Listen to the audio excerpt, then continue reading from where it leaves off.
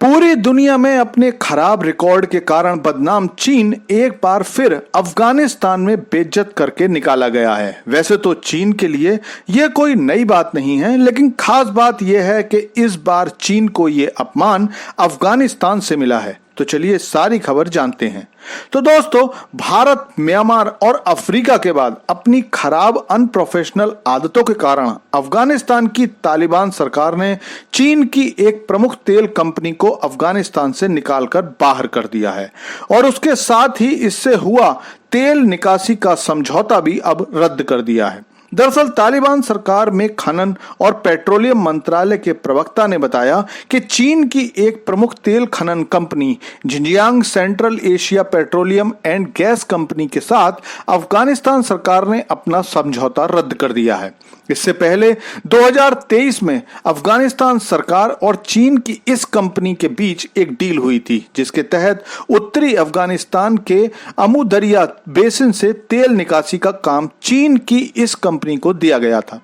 खास बात यह थी कि यह समझौता 2048 तक का था, यानी 25 सालों तक चीन की कंपनी को इस क्षेत्र से तेल की निकासी करनी थी।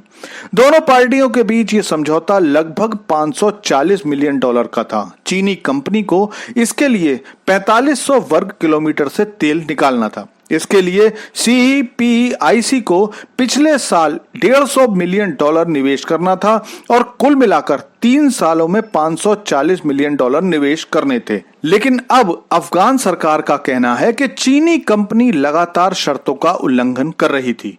दरअसल चीन पर यह आरोप पहली बार नहीं लगा है। अफ्रीका के ज्यादातर देशों से चीन की इन कंपनियों को ऐसे ही समझौते रद्द करके भगाया जा चुका है। नाइजीरिया, कीनिया, कांगो, जाम्बिया जैसे कई देश इससे पहले चीनी कंपनियों पर गुंडागर्दी और नियमों की अनदेखी का आरोप लगा चुके हैं। इसके लिए सबसे पहले शुरुआत चीन की सरकार की तरफ से की जाती है। जिस किसी देश के खनिजों पर चीनी सरकार की नजर होती है, वहां की सरकार को चीन द्वारा बड़े बड़े सपने दिखाए जाते हैं। चीनी प्रतिनिधि मंडल उस देश की सरकार को सुनहरे भविष्य का सपना दिखाती है और खनन जैसे कामों के लिए हर हथकंडा अपनाती है। इसके लिए सरकार में बैठे लोगों और स्थानीय लोगों को तरह तरह के गिफ्ट और योजनाएं दी जाती हैं और जब ठेके मिल जाते हैं तो जिस हिस्से के लिए खनन का सौदा होता है उससे ज्यादा दुगना या तिगना एरिया खनन किया जाता है। साथ साथ इसके लिए लोकल लोगों से चीनी लोगों की बदसलूकी भी खबरें आती रहती हैं और ये हर देश से आती हैं।